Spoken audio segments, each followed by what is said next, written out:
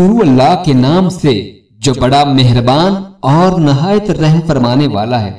حضرت عبداللہ بن زبیر رضی اللہ تعالی عنہ سے روایت ہے، انہوں نے بیان کیا کہ ایک انصاری نے حضرت زبیر رضی اللہ تعالی عنہ کے خلاف نبی صلی اللہ علیہ وآلہ وسلم کے خدمت میں ہرہ کے برساتی نالے کے متعلق مقدمہ پیش کیا، جس سے وہ اپنے کھجور کے درختوں کو سیراب کیا کرتے تھے۔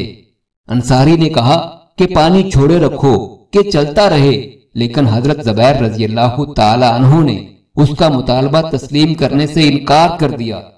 نبی صلی اللہ علیہ وآلہ وسلم کے حضور دونوں مقدمہ لے کر حاضر ہوئے تو رسول اللہ صلی اللہ علیہ وآلہ وسلم نے حضرت زبیر رضی اللہ تعالی عنہ سے فرمایا، اے زبیر، اپنا نخلستان سیراب کر کے پھر پانی اپنے پڑوسی کے لیے چھوڑ دو۔ یہ سن کر انصاری ناراض ہو کر کہنے لگا، یہ فیصلہ آپ نے اس بنا پر کیا ہے کہ وہ آپ کا پھوپھی ذات بھائی ہے۔ رسول اللہ صلی اللہ علیہ وآلہ وسلم کا چہرہ متغیر ہو گیا۔ پھر آپ صلی اللہ علیہ وآلہ وسلم نے فرمایا، اے زبیر، اپنے باغ کو سیراب کرو، پھر پانی روکے رکھو یہاں تک کہ وہ منڈیر تک چڑھ جائے۔